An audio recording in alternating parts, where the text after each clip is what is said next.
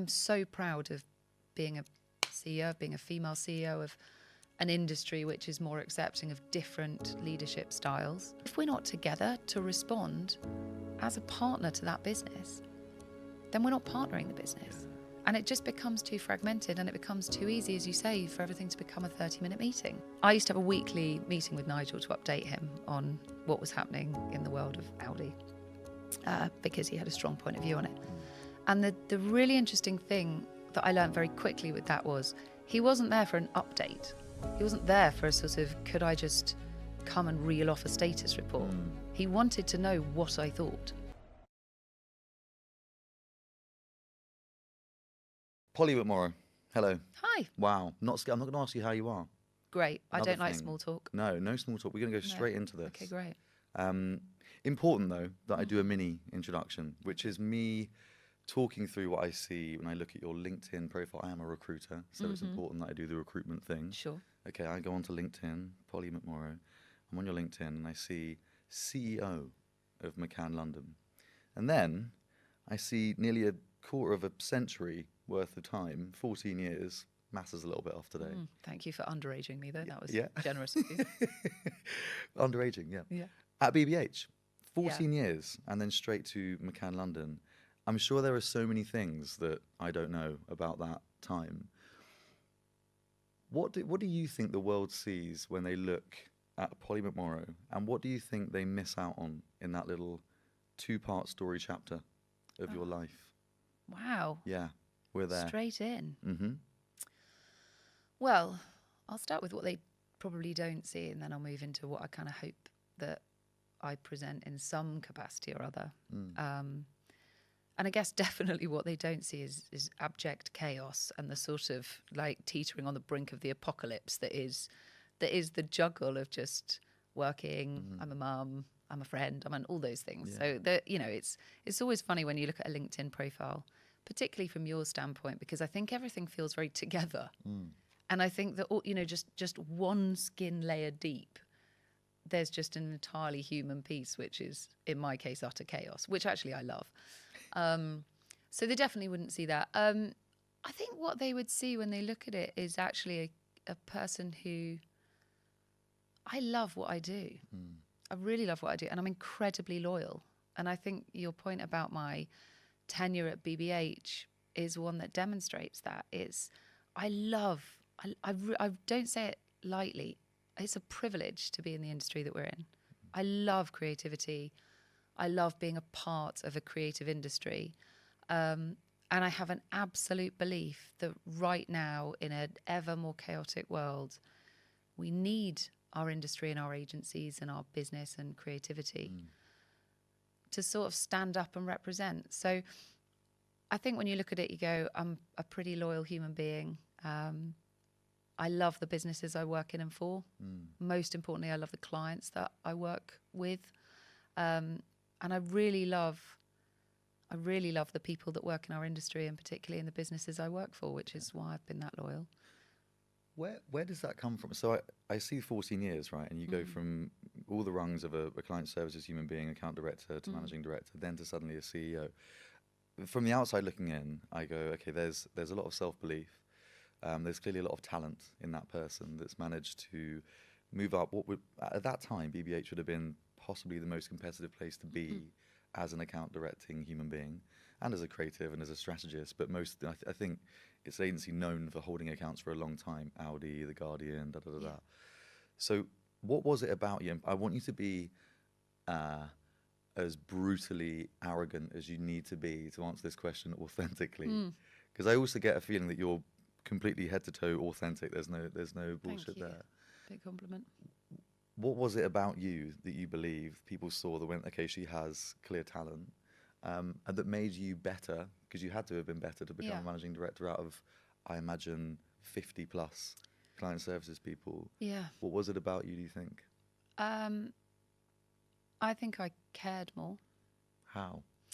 I think I understood what I was good at and what I wasn't good at, and more importantly, the latter. And that just meant I worked harder, and that's sort of, it's not like a presenteeism thing. It's more, It's more being okay with stuff you're not great at and trying to double down on the things that you are good at. And I think this is such an interesting question. So I do think I cared more, and I think I realised that there were no hacks to being successful. Yeah. And success for me, oddly, wasn't becoming MD or, you know, going up the ladder, because, and it's strange because I talk to people a lot about this in the business now. Titles are an interesting concept. I know that they're very important, and particularly to your point about LinkedIn, there's lots of important improvement. For me, it was always about influence. Yeah. How did I have and use and create my own influence and use that in the most powerful way? Yeah. And that was true of me as an account executive, as much as it was when I was an account director, as much as it was when I was MD.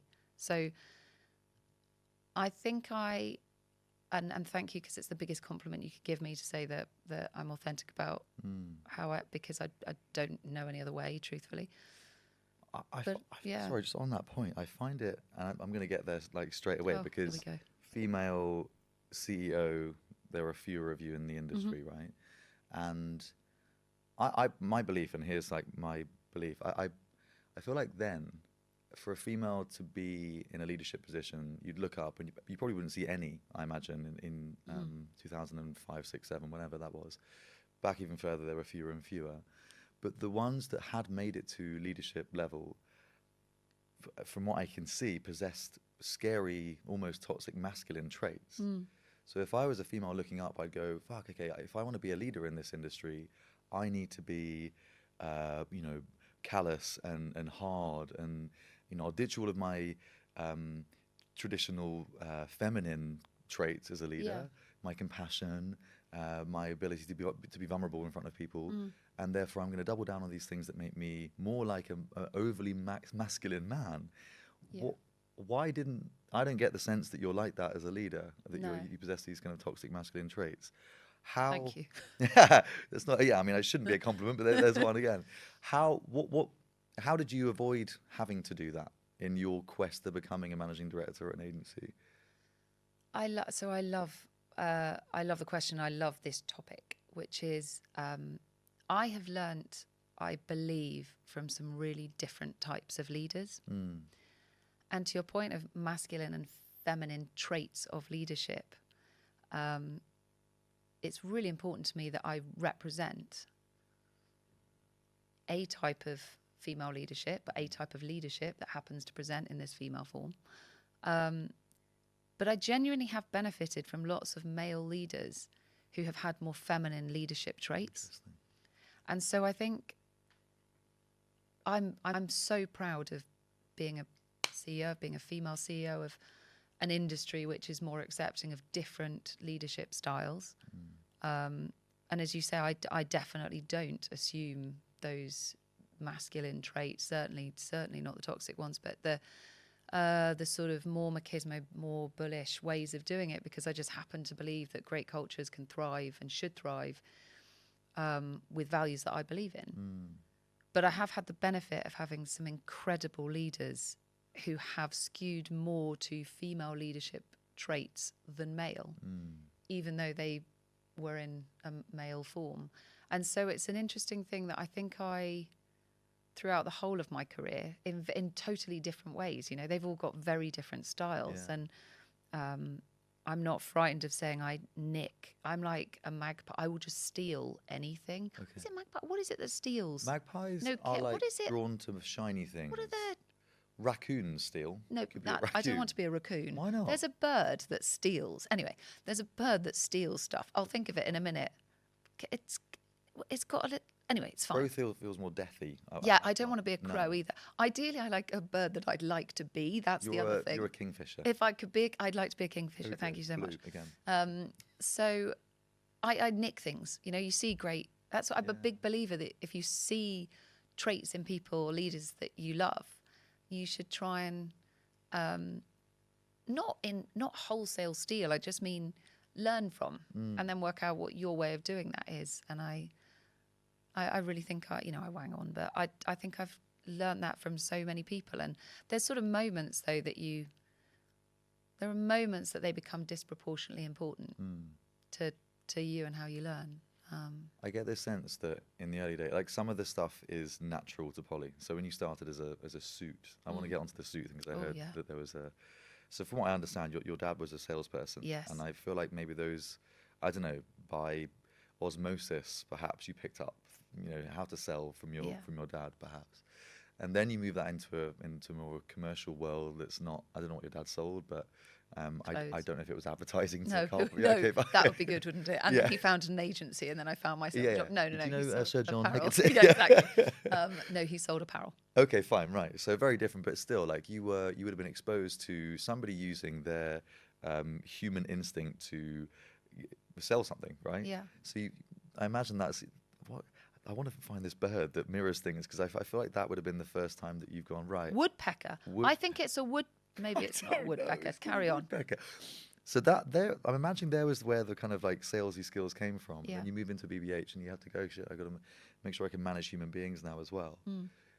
Can you remember when you found out that you were good at doing that part of your role? Because I feel like the selling part is something that's a muscle that you already had relatively used. Yeah. Who taught you how to lead? Oh, well, actually, I mean, there's a couple of ways of answering this, and I delicately not want to position myself as a politician in this. The thing about my dad, which is interesting, is he was a salesman, but he was, he took selling very seriously, and that wasn't the art of just flogging stuff. It was understanding customers, understanding how you made sure that they were buying the right things in the right quantities, in the right way that would future-proof them and their businesses. So in lots of ways, that sort of is leading. Yeah. So there is an interesting thing about that of just, if you really genuinely want to do right by human beings and by them and their own careers and their businesses, I definitely witnessed that, to your point of it sort of being ingrained in me very early. And then at BBH, there was lots of moments when you realise that you think you've got a talent. So you've talked about John Hegarty. Nigel Bogle was one of the other founders. And there was I used to run Audi cars. I have to say Audi cars because now Aldi is with us. So I said Audi cars. And I used to have a weekly meeting with Nigel to update him on what was happening in the world of Audi because he had a strong point of view on it.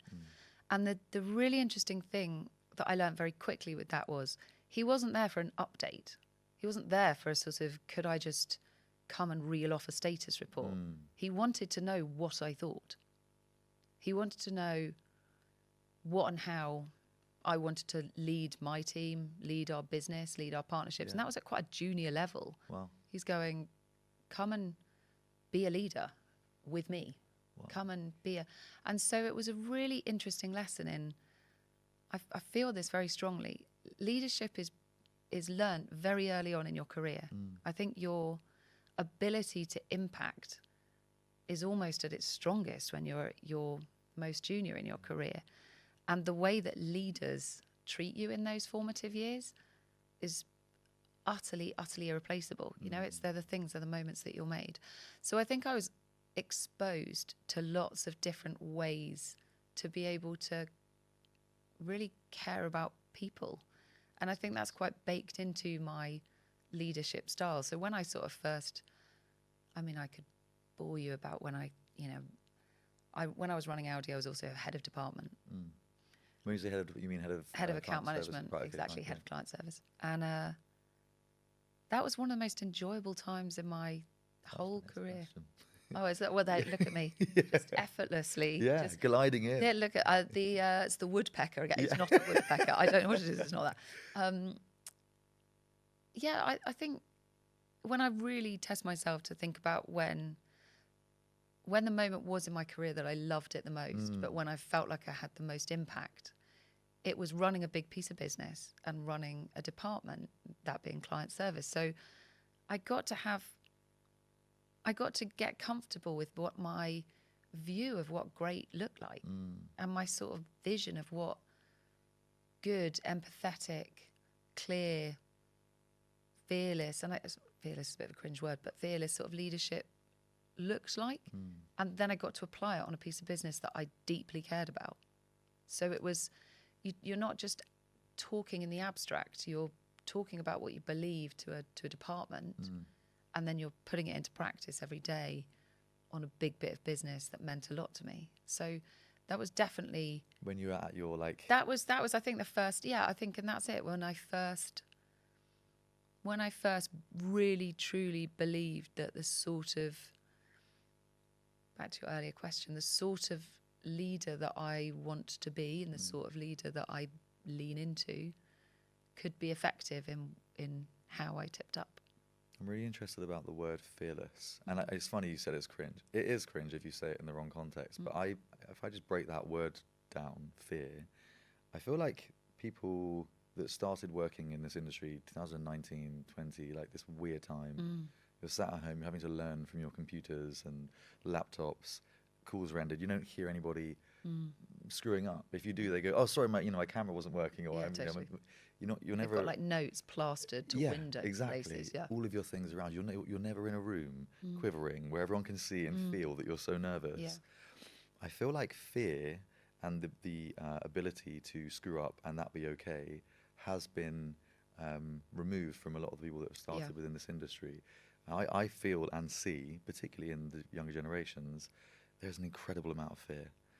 And I just wonder what you can do or what we can do as a business, and how do you approach designing an environment where that can be felt less, or at least felt to be normal? Because you try and get somebody that's in their 20s, early 20s, mid 20s now to present something or say something or like do anything that's away from the norm, which in this industry of differentiation is so important. How can you design without them, by the way, being told that they're entitled? Because there's the balance. We've got this new generation of Gen Zs coming through, and we're saying, be more fearless, and they be fearless, and we're like, don't be so fucking entitled. So that type. Not that. Don't pull the walls down. So how do you balance that? How does one approach? And this is a big question because I'm asking about a whole generation of human beings. But what little thing can you do as a leader, or do you do as a leader, to genuinely create an environment that leads to somebody feeling less fearful? Well, it is a big question because it's one of the biggest questions that we have to answer as leaders now. I mean, it's our responsibility to be able to set the climate that allows that to happen. And by the way, I feel so... I think it must have been really bloody tough to be someone that came out of school, university, college, whatever environment people are coming out of, into the working world in that time. Because I think you're right. There was a whole moment where so many of the skills that you just learn via osmosis, you just haven't been there for.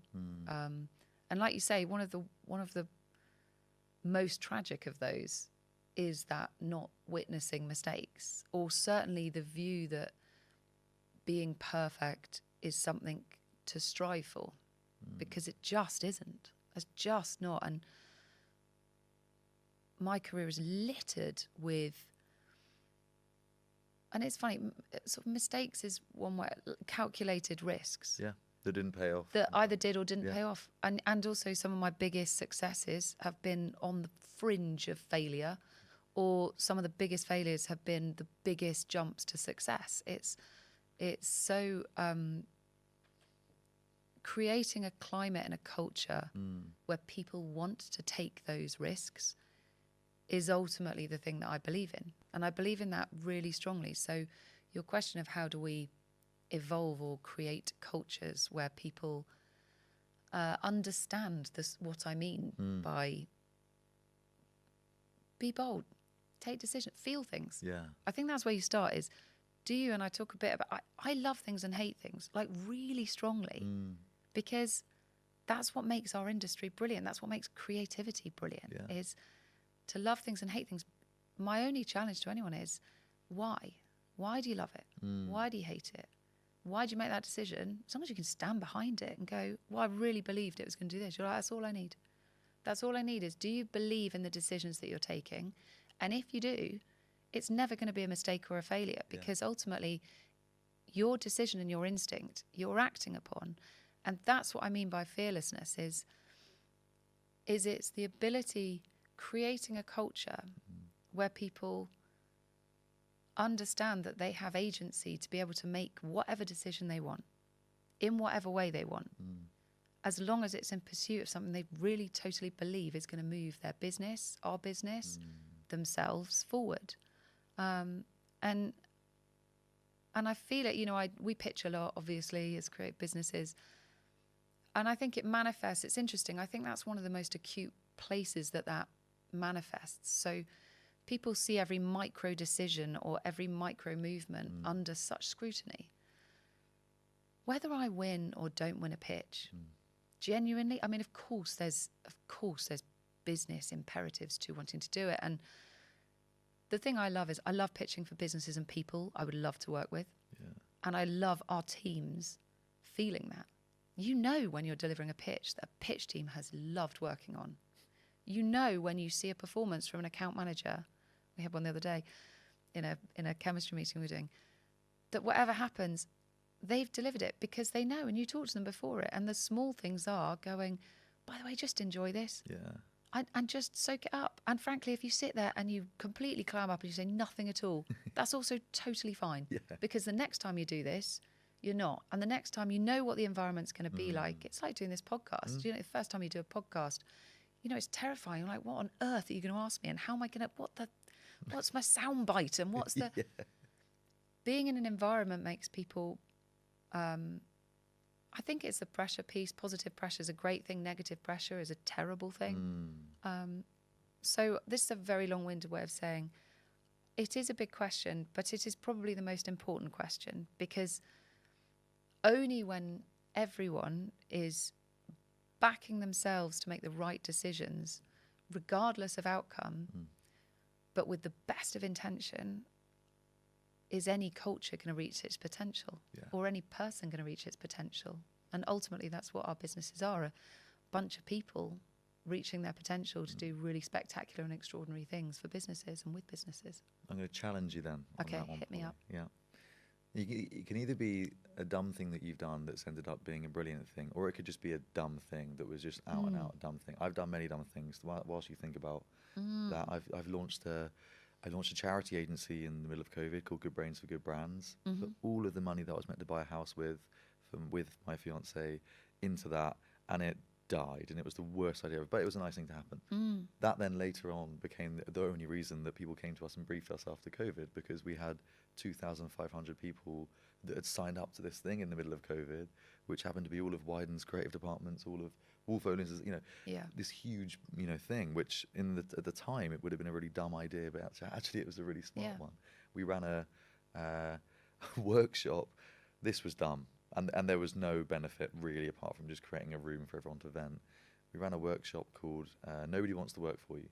If you remember when the Great Resignation was happening, everyone was leaving Adland, particularly in the US. It was, I'm going freelance, I'm moving to LA.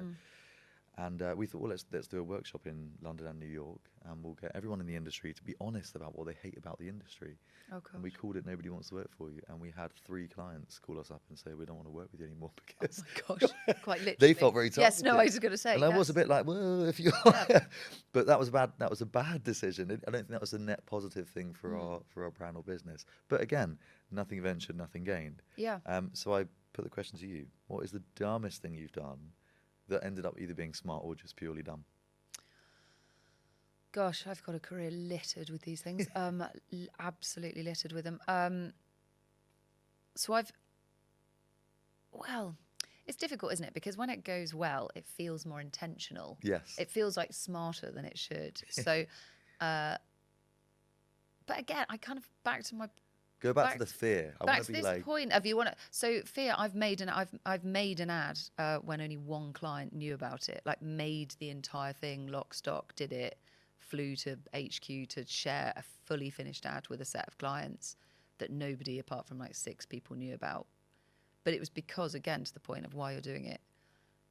I did it because, oddly, at that time, I was like, well, we need to do... Everyone's in a bit of the status quo. Everyone's sort of rumbling along with the BAU stuff. We actually need a spike over here. And there was a brilliant idea, and we were like, it's brilliant. It's not going to fly if we go through 1 million, death by 1 million cuts. This one brilliant client, brilliant. But I mean, I was like an account director, and the Right. pair of us just went off and made the ad, and then it's forever like, and it was fine because we got over there, and then they went, oh, this is brilliant. So again, to your point of, that was really, I mean, if anyone at McCann listening, God's sake, don't go make an ad and then come back. No, do that. I've got aeroplanes. So there's a million ways that I'm trying to think about things that are dumb and have stayed dumb. That should have been really dumb. Because no, imagine of the client course. was like, Polly, why are you in the office? No, I'd have been Why are you fired. selling us watches? No, but also completely, what are you doing here? No, of course, but big things and small things. Like I say, I got on an aeroplane to sell an ad, but I couldn't get enough time with a client. So I booked an aeroplane ticket to go on the same flight as them somewhere, just in order to sit next to them to sell them an ad on an airplane. Again, that could have gone spectacularly wrong when expenses were challenged. Do you know what I mean? There's a load of problems with that. Or just super injunction. Exactly. Totally weird behaviour, not acceptable. In this case, acceptable, and we made a great ad. But so there's those things, and then there's things that you just. I nearly got fired. I nearly got fired because. It's a dodgy one. I nearly got fired because at one point when I was running a piece of business, it had been one of those tumultuous times. It was quite hard going at the time. I took the whole account team, the whole team, like all 42 of them, whatever, out for dinner because we just needed to just go and be together. And it was just a really important thing. But it happened to be at the time of relative austerity in the agency world. And it definitely wasn't seen as a thing to be doing, taking 42 people out for dinner. And I don't say lightly, I sort of nearly got fired, but I definitely was reprimanded pretty strongly about it. And this is where my point about stand behind the decisions you make are, which is I absolutely understand that that's a risky thing to do. And frankly, it's at odds with the way that I, as a leader, as an account director, whatever I was, business lead, should be looking out for our business. And that's not about not understanding our own business. It's about going, right now, this team needs motivating. This team needs a moment to decompress together. And frankly, whether or not that cost £20 or £200, the single most important thing we could do right now is to be together and to do it. And they, that team was this incredibly loyal, fearless, brave, exhausted team. And they stuck together. And it was such, I honestly haven't had a team that worked harder or more together. And part of some of those decisions, you take a rap on the knuckles about, and you'll take the fact that you get a bollocking in an office. Because ultimately, and I can remember saying at the time, I get that lots of the reasons that you're saying I shouldn't have done that are correct, but ultimately I'd do it again. Honestly, I would. Because I believe that that's the right thing for this team and for the business. I believe that's the right thing for this industry. Yeah. Like, genuinely, I'm not just saying that because you're here. This is missed. This is the 2019 starting their career in advertising thing that they thought they were joining that's not ever come back. And people are craving it. Cannes this year, I believe the most people are ever heading out to Cannes ever, because they're going, I just want to be in a room with people just chatting about, even if it's not to do with the industry, just the reason we got into this wonderful, weird industry is so we could speak to each other and joke around and, connect and work together on projects. And it feels like everything went so disconnected. Yeah. And we worked so functionally. It was Totally. pitch call after call. Hey, I can see a 30-minute gap in your diary. I can't even get out to go. Yeah. That became normality. And now I genuinely believe the people that are going to win the best talent are the people that get this thing sorted. Right. That back that, look, we're going to do 3 days in the office. I know that's not what you joined, but that's how it used to be. And it was great. And here's why. Yeah. The difference I'm seeing in a lot of agencies that do that and do that well versus the ones that do that and do it badly are the ones that are giving a reason, are the ones that go, look, I know it's not enough just to say, come in.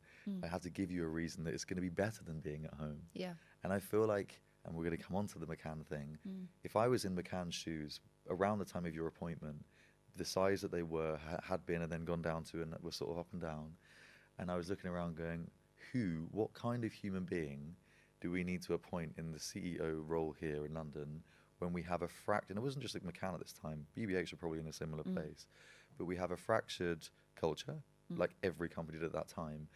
Which leader, which human being, and what traits do we need them to possess should we bring in to change that?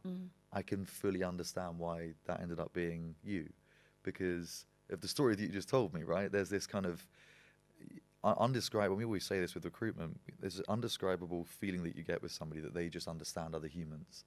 And you can't see that in a LinkedIn profile. You can't see that in a CV. And I heard on a podcast somebody ask you that question, why you? And I'm not even going to ask you that question because I can see why that was so obvious for, I imagine it was Chris McDonald at the time. But why them? What was it about McCann that you looked at from, 14 years in BBH going, interesting, I have been in the same place for, a long time. Yeah. I can change that. What was it about that role? Because I imagine that wasn't the first role that you were headhunted for. No, I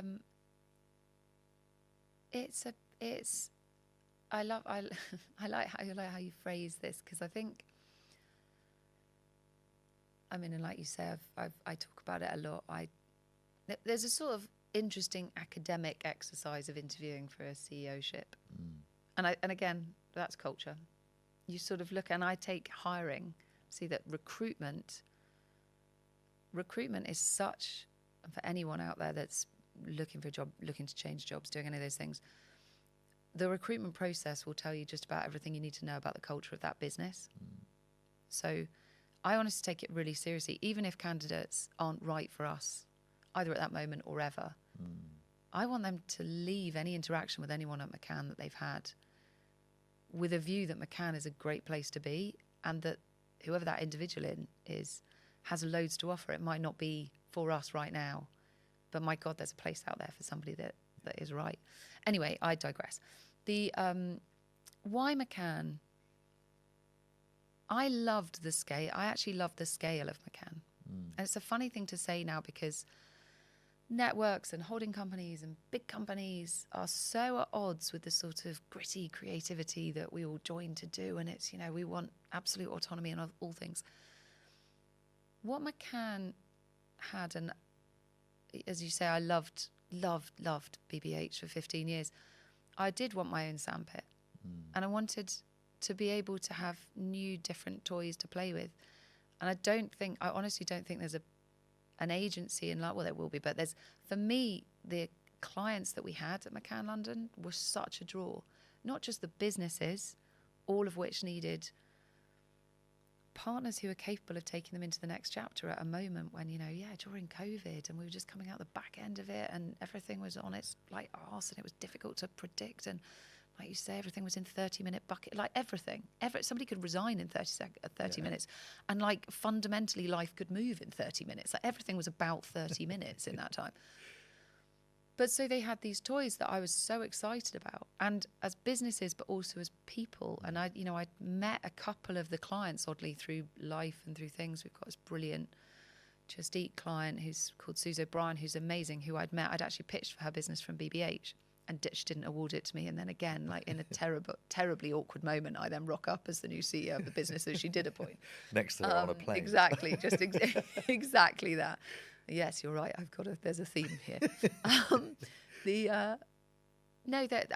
got brilliant exports, we've got a brilliant client, Michael Flatt with that. But so there was brilliant clients that I was so excited to get under the bonnet and under the skin of what their businesses were. That excited me. McCann is part of McCann World Group, and you'll notice I'm kind of going bigger, not smaller in the way that we are, which is McCann World Group is got some brilliant businesses, a business called Future Brand, which is brilliant. You'll know them. Brilliant branding, architecture, business that is just excellent. And that's run by a person who I love, and we work really closely together. And we've got that. We've got MRM that sits within McCann World Group. We've got Craft, which is production function. So for me as a leader, it meant that my learning opportunities just were disproportionately expanded. So I already had this brilliant big canvas that I love the scale and the impact that we can make with our client businesses. I love the fact that we can do that and truly impact culture at scale, or impact clients' business at scale. And I love that we can do that in a really plural way. So that's what really excited me as a CEO is I'm not sure I want to stay completely in my lane because I believe that creativity is an accelerator, and also it's not defined by how you are. So I don't like talking about it being an advertising agency. Yeah. It's a creative company. It's a creative business. It's not an advertising agency. It happens to do advertising really well, but connecting the dots to my brother and sister businesses within McCann World Group gives better answers, I believe. It's a great answer. How? Okay, Thanks. right. So this is where the world we're seeing is consolidating. BBH, I'm trying to think if they have the equivalent production companies, design agency. You had Zag, but that went. Yeah. So, okay, I'm just trying to imagine the difference in scale, because what I'm trying to imagine is the scale of conversation, the difference in conversation that you're now having with Just Eat.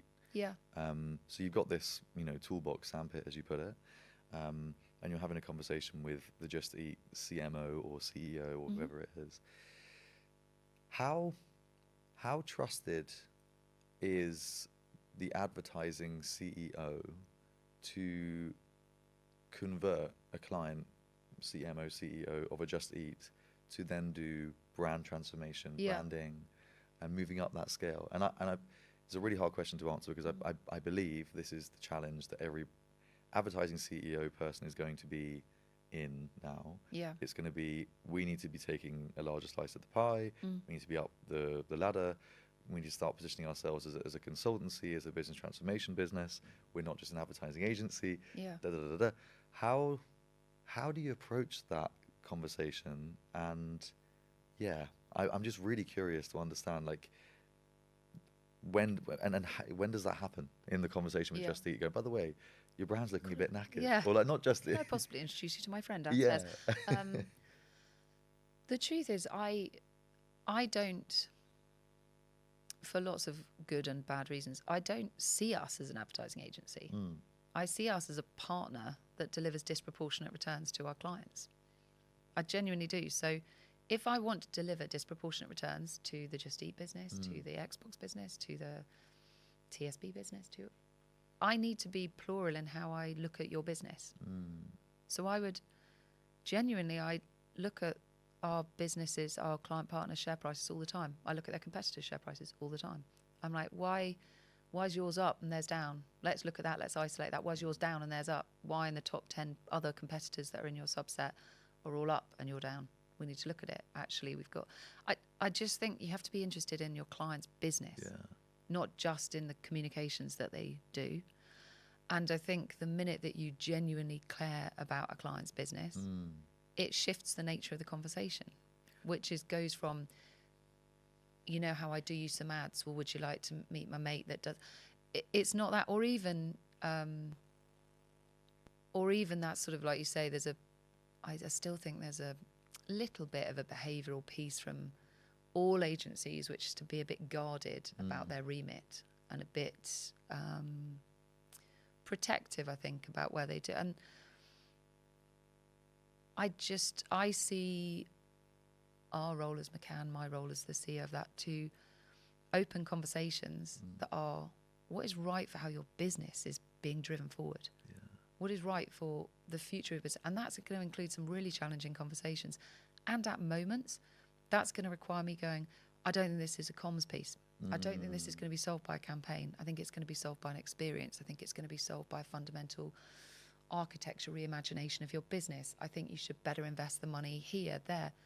I have really good, healthy conversations about production, about the impact of AI, about where things should be automated, which many of them should be. That is caring holistically about a client's business. And the minute that you're having those conversations, it's not about like selling on or sort of trying to get into new areas. It's more about, well, the right answer is this. Let's make sure we've got the right partner. I believe that they're these people. And why don't you meet Tom? Why don't you meet, Claudia? Why don't you meet Sally? They're the people that I think they're really going to unlock this conversation. That starts to be, and so it becomes less about a sell, and I really mean it. That's why actually the access that I have to different businesses means that it removes some of that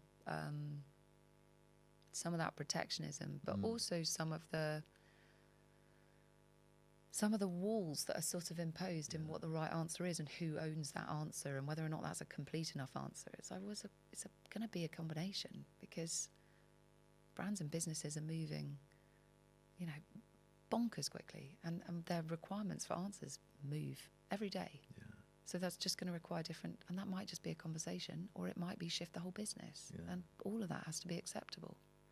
It's really interesting hearing you say that. I feel like the biggest lesson somebody can take listening to this, if you're a midweight level suit creative strategist, is to start to care about those commercials, because craft, super important, what we do, super important, but unless it's driving some brand growth in some area, whichever area is important to that brand, what are you doing? And how are you measuring whether the thing that you've just done for them is going to be successful?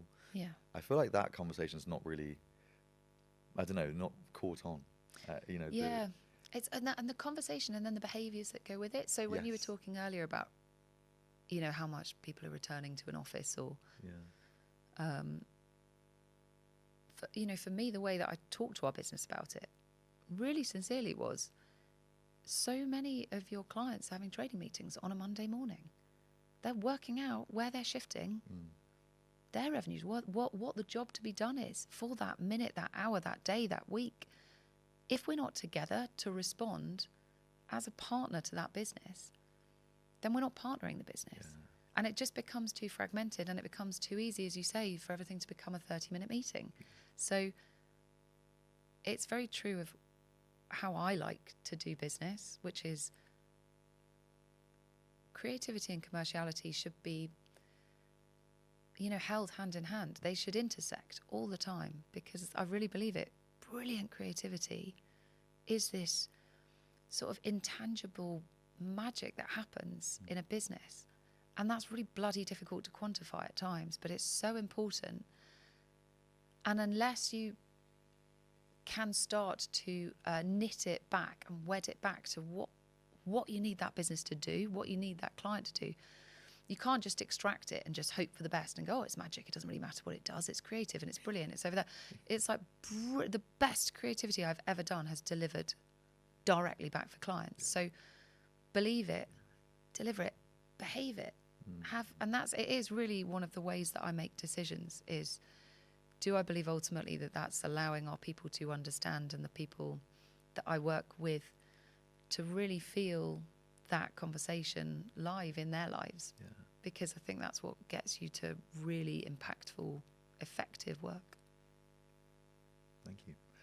McCann, 12 months from now, all the things that you've planned to go well, because by the way, we've not even touched it, you had to go into an agency where you knew, I think, barely anybody. Nobody. Nobody, right? So it's good. like you've gone to a school, you're the new head teacher, and you've never met any of the other teachers in the school, and you're like, hi, I'm your boss now. Firstly, like, how did you navigate that? Secondly, what did you identify? These are three big questions. So how was that? What did you identify as the things that needed to change? And then my future question is, how are things going to look different in McCann if all the good things that you're planning go well?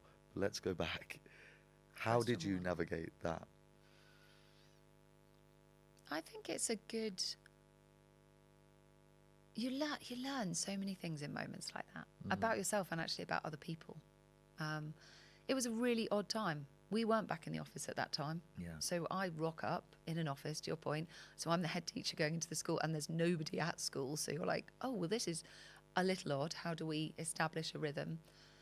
So one of the firstly, I will forever be endlessly grateful to a couple of people who sort of went out of their way to make sure that I knew them, or that I was starting to get a grip of people. But it was really weird, and I think you do get takes you back, as you say. It's a bit school-like, it's a bit first day of a new job, it's a bit anything. You know that never goes. However senior you are, you've still got a sense of trepidation. You've got a sense of, how do I make an impact in a positive way, but not in a way that isn't cognizant of the fact this is a very live business. Yeah. This is a very live, very healthy business that I'm coming into, and so you want to be respectful of that, but you want to be able to make your mark. So the whole thing was bloody odd, but frankly, it's honestly helped I think in lots of ways gave me a blank canvas, Yeah. because I didn't bring anything with me. And having been at BBH 14 years, part of the reason I wanted to take another job was to work out what's muscle memory, what's just because I know it. And so the feeling of discomfort, again, back to that sort of fearlessness, sort of readiness to make mistakes, is, okay, let's work out what I think I need to put in place as the first things that are going to establish it. And one of the first things that I put in was, so I still do it every single Monday, I talk to the agency. Every single Monday, I stand in the middle of the floor. What do you say? I sing sometimes. I'm joking. I don't sing. I talk about absolutely everything. I talk about the shape of our business commercially. I talk about pitches. I talk about brilliant things that are happening creatively. We have teams that stand up and talk about work that they're really proud of. We have, I talk about GPG a lot. I talk about the way that our business is, gender pay gap. Okay. So I talk about how our business is evolving. I talk about absolutely anything. Talk about individuals that have done brilliant stuff. I talk really, really candidly about all of it every single week. Wow. Because they're ultimately the people who should be holding me to account as to whether or not I'm, if I'm asking them to lead in ways that are transparent but are also fair. And I sometimes, it's a really important moment in the week where really early, when I didn't know a single person, I was doing it predominantly on Teams, through to now when we have everyone in the office, and you stand and it makes it feel very real. Yeah. It makes you as a leader realise and recognise that, those 200 people that you're talking to are the reason that you have to lead, and you have to lead in a way that you believe, because they're looking to you. I've got two major questions that I want to ask, and annoyingly they're kind of, I think they could be linked. I want to go GPG, my new acronym that I now know. You're welcome. So, thank you. Also an embarrassing one to say, what does that stand for? No, it's That's absolutely like the last acceptable. one. What is GPG? Gender pay gap. So, what needs to happen here? So I have a little thing called Good CEOs, which I'd love to invite you to after this. And there's a brilliant lady in there, I think I can name her, called Carly, who runs an agency. And this is a huge thing for her as well. And we had an open discussion together as different CEOs to say, like, why is this still a thing in 2024? And what are the little things everybody can do to make a difference? And which are the parts that are you owning, and can you own and make a difference on? Yeah. There's a whole lot of questions there, but why are we still here, and what needs to change? Yeah, well, it's difficult to say I'm passionate, but so I really believe, I'm thinking about this to be precise about this. I believe that if you want to make a shift in the makeup of your business, then you have to be intentional about it all the time. And that's not, sometimes that's not easy, but it's also not marking a moment in a year. I'm a huge fan of the gender pay gap being something that we need to report on. But it's all too easy to think that that is something that happens on the 5th of April every year, and what do my data figures look like? I really mean it. I talk every single time I stand up, not every week, but actually any time I stand up and talk to the agency at large in a all-agency meeting, or I'll tell them the GPG of that day. So I have a whole system that has been put in place at McCann where anybody at any time can go, what's our GPG today? Wow. Where do we sit now? Give me as accurate a figures as you can today on Thursday. Because, again, I'm, as a female leader and as someone who really believes that difference is what fuels great creativity, it always has. It's the sort of alchemy, actually, of humans. But for a long time, it's been done in a very mono way. And so to shift it, in my view, it's a whole load of small things that every single person, so be intentional.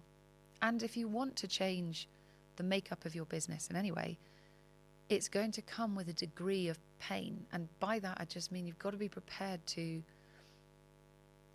hold out for talent that you think is going to make your business better, and hold out in moments that it might be easy to make some decisions to do things. If ultimately what you want to do is shift it, then so I'm funny about it, because I'm like, it shouldn't be a challenge. It should be a thing that you want to make your business better, because it ultimately means that you have more difference in your business. And so it's a gradual thing, but it is a thing that I'm really proud of. Our leadership is predominantly female, but I say that almost like they're also predominantly world class at what they do. Yeah. They're world class people at what they do. I love that they're female, because it just makes it just means they just give a slightly different answer, but they weren't hired just because they were female. And that's a really important part. I believe in world-class talent, and I think it's really brilliant when it carries traits or in form that is female, because I think that we have a really interesting perspective on the world. So it's lots of little things, but that's all parts of the makeup of a business, and that stretches and expands to everything. So I mean it as, again, like I talk about it as a routine part of our agency. I love that you're reporting on that on a daily basis. Like that's incredible. One of the things that we heard a lot was actually the things that guys can do that men can do, which is take the pay, like take the paternity leave as well. Yeah. And there's loads of things that men can do to improve this, but that's one of the small ones, and it's going to benefit you as well, and your relationship with your child and your partner as well. Totally.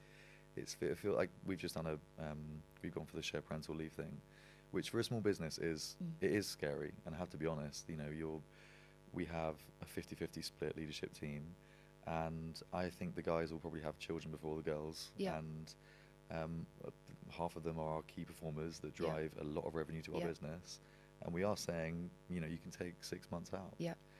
That is, I can't lie, that is a commercially scary thing. Yeah. But I know, and it's the mini thing that I can do to make sure that we're creating a completely equal situation here. And I think you have to champion that stuff. I'm not trying to say it just to sound good and to sound like, moral.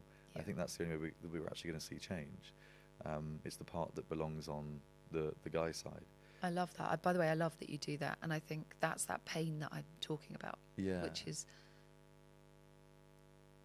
progress has to have some growing pains. Yeah. And it's going to have some bits, and it is, but it's bold, and it's genuine. I really mean it. It's brave of people who have businesses like yours that are making those moves.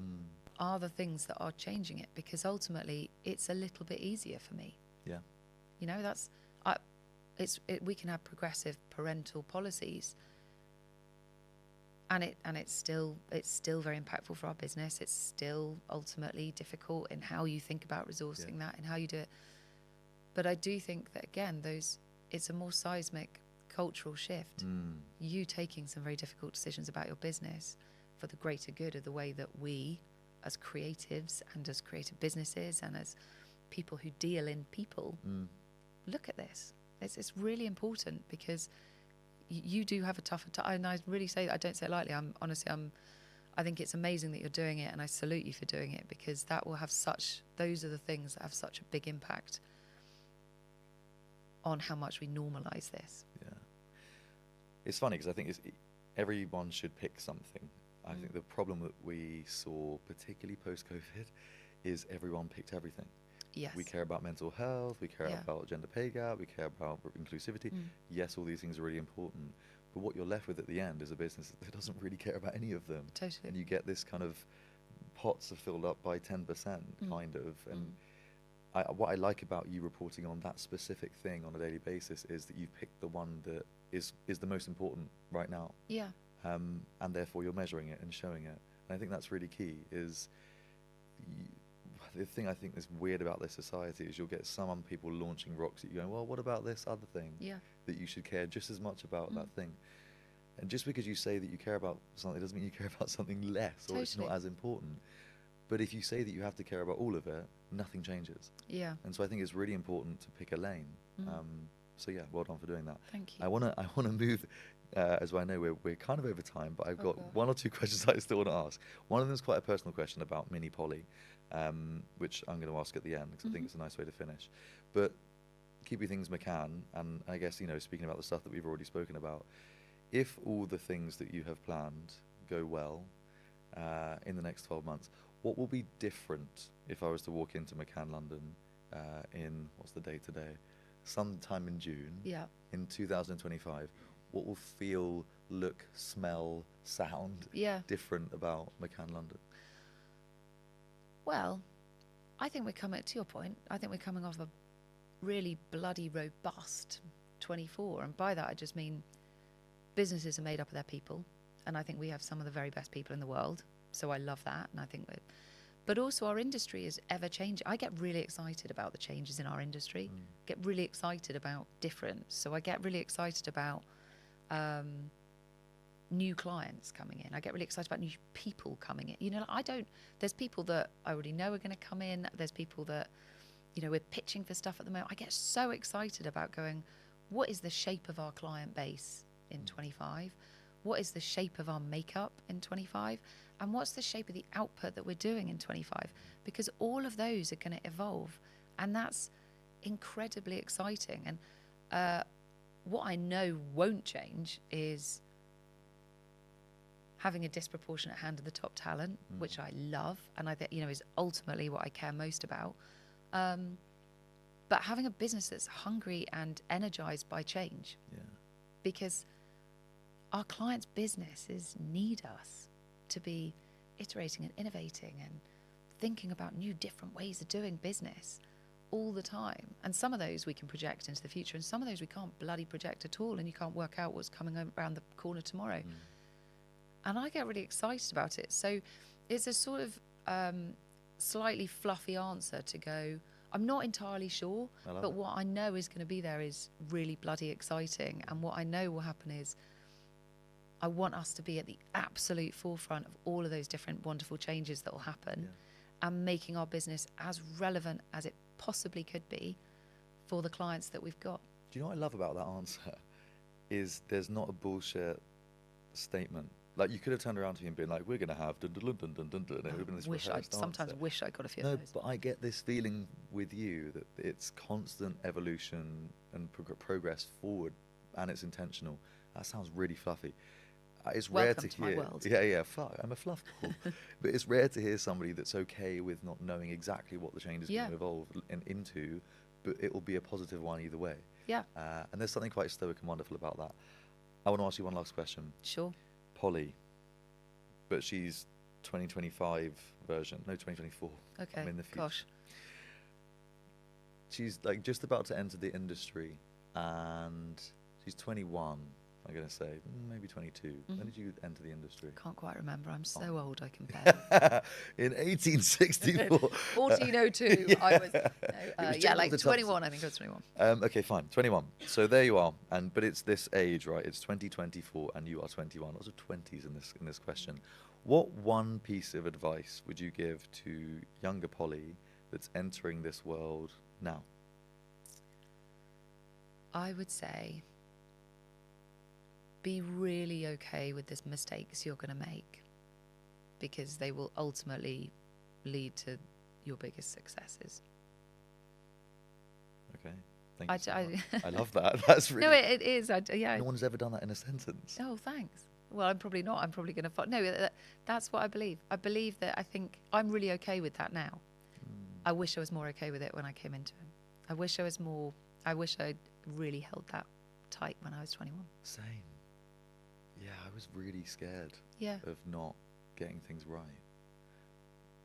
And then I would berate it was more the berating of self afterwards. Yeah, totally. Only twice, by the way. Thanks. Yeah. Well, but that was I still do it now. You know, that's why I do therapy every week, because something happens, right, in our upbringing. Yeah. Like, it's not our parents' fault. It happens. We're young with these formative brains. where we form these childlike responses to situations. And one of them, I think, which we're all blessed and cursed with, is fear of failure. Yeah. And fear then, when we've done something bad, that we are a bad person because of that thing. So what I hear, and I'm taking your thing myself, is if you do fuck up, you know, if you make a mistake, look at it, understand it, but don't berate yourself about it, Yeah. and move forward, which I think has formed you to be the leader that you are today. Thank you. Polly McMorrow, thank you so much. Thank you. I've loved this. I have loved it too. Great. I'm going to clap now. I can't wait. Brilliant.